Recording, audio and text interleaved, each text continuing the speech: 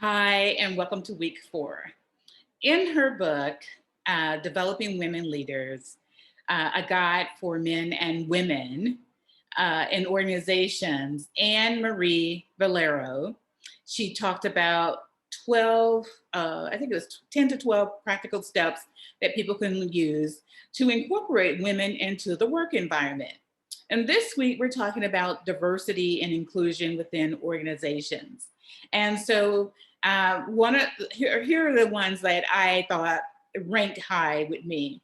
Allow greater work flexibility for women in their schedules because they are still typically bombarded with several different things they have to do. And about allowing that flexibility, you allow them to become their best. They're still the nurturers and the caregivers in their homes, but they understand the need to continue ahead. They may have to take some time off, but if we can be flexible with them and work with them, I think we can get some make some great progress and some great strides towards when they're ready for those leadership positions, then they're able to move or flow right into them. The other thing she mentioned was sponsoring women networks.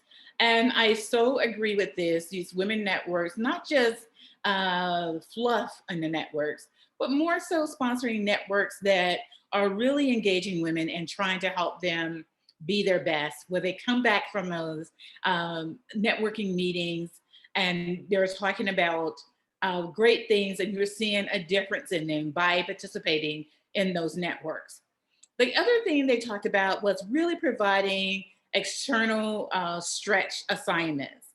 And so these assignments, I recall, could be something like working on United Way or making on a big community project. I did this at when I worked in banking. I was assigned to work with United Way as well as internal to the organization to develop a mentoring coaching program, as well as to work with women in leadership in the community and doing some things. As well as from there, I was assigned to sit on a board for Georgia CASA. And as the Georgia CASA sitting on that board, then they continued to elevate me to higher levels. Eventually, to I became the president of the board, which was a very stretched mechanism because I had to utilize resources and all to bring revenue into that organization. Same thing with United Way. It's about using your resources to bring other things to the forefront.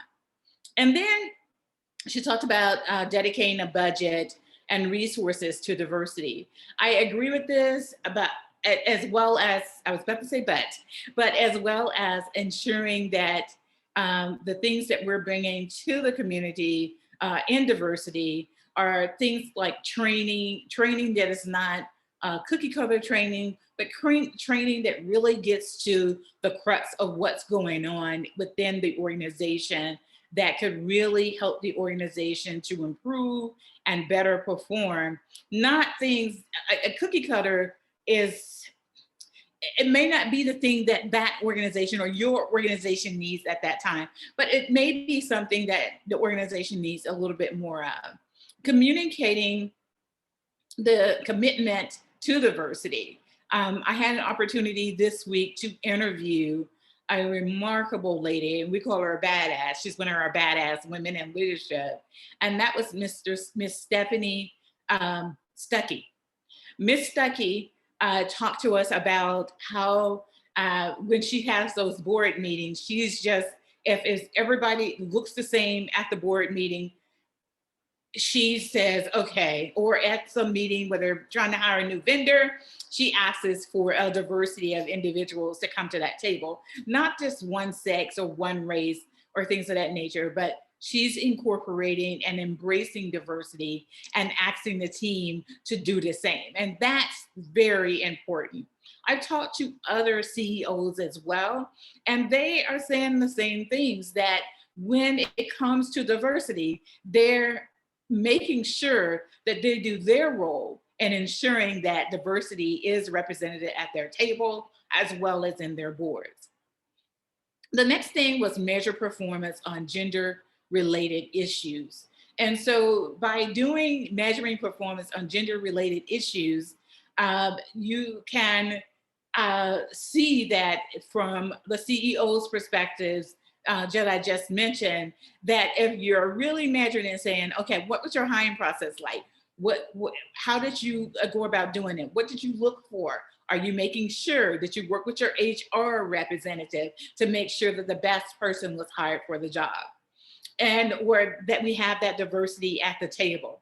We still want the best person because after all, we are an organization and we're here to do business. Providing external coaches for high potential women. And I sincerely saw this when I was coming through corporate America, and was one of the reasons I started a coaching practice, because I saw that many women were not being coached properly to understand the various things that were happening, from how do you negotiate, how do you talk about things, what do you want to talk about here, or getting that coaching before going to the manager and saying, hey, I like a raise, or this is why I like that raise. Having someone else to talk to, if you haven't been privy, or women especially haven't been privy to that, that's a great situations, or one of situations to have a coach in. The next was providing formal and informal opportunities for mentoring. I think that the organization and women are going to be keen on this. Do they really see coaching happening within the organization? Do they really see that they have the right mentors in place to get that coaching? Or is it just fluff? Fluff meaning, who are these people that's in the suite that's mentoring? What can they do? What have they done? How the organization talked about them? Just because a person has a position of power doesn't mean that that person is the best mentor or coach or can coach other individuals. They may themselves need coaching and mentoring themselves, right? And so also providing formal opportunities for that internal, and then providing external coaches, again, for the high potential. She also talked about holding decision makers accountable for distributing plum assignments, meaning making sure that assignments are diverse across the board and not just one way. I don't think that I would have made it through my time in banking or in wealth and investment management if I had not been assigned those plum assignments that weren't pretty, but at the same time, they got noticed, bad or good, but making sure that I had the proper coaching why I had those plum assignments was also extremely important. And then creating innovative and development programs that provide intermediate experience. So, so just, we know at the C-suite, the executive suite kind of know about what's going on and how they can provide those great assignments to individuals that may be in need of those. Individuals down below don't really know what's going on a lot of times in organizations and don't know how to craft or hand the assignments to the right people. They don't know how to promote those individuals. So sometimes the organization needs to have some processes put in place so that these other individuals can be identified, as well as have the opportunity to really help the organization. In closing, talent is extremely important. We see now we have this mass exodus of talent leaving organizations. And that's because people are really saying, you know what, I can do better, or I don't have to do this at all right now. This is not worth it. When you get people that have walked away from or been away from a situation for quite some time, and they have time to rethink and come back to their senses about things that are happening in their life or their values of what's happening, a lot of times they will rethink their process and say, hey, this is not for me. This is something I need to get out of because I can tell how much better I feel. I don't have that Monday morning blues that I have got to get out of here blues. I feel comfortable. I feel great. I'm spending time with my family. I'm doing some things I really like.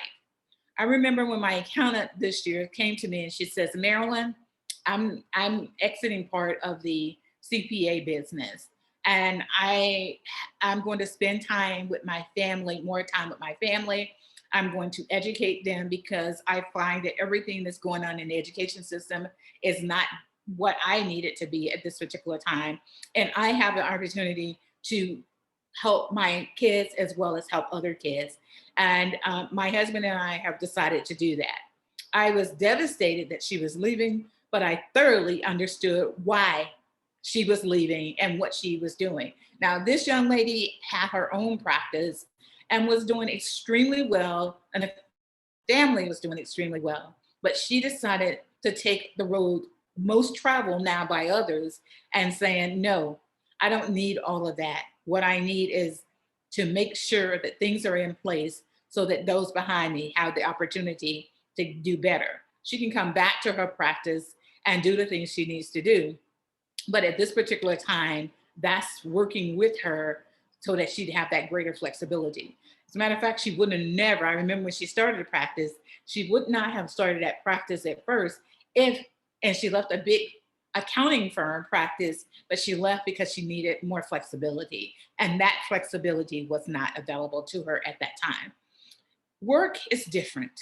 And our ability to look at or assess work and how it needs to be done or process is different than it was in the 20th century when we had to make sure that people were in place and we did a lot more micromanaging than the process calls for now.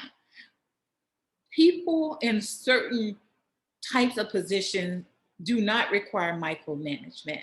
They're not processors, they're intellectual beings. And as such, as intellectual beings, they're responsible for being innovative and creative in the work environment. And as such, they need space, they need opportunity, and they need the ability to be flexible and have time to think, rejuvenate, and refresh, and be able to bring a different perspective to the workplace. And that's a lot of what the women are asking for. What's your thoughts?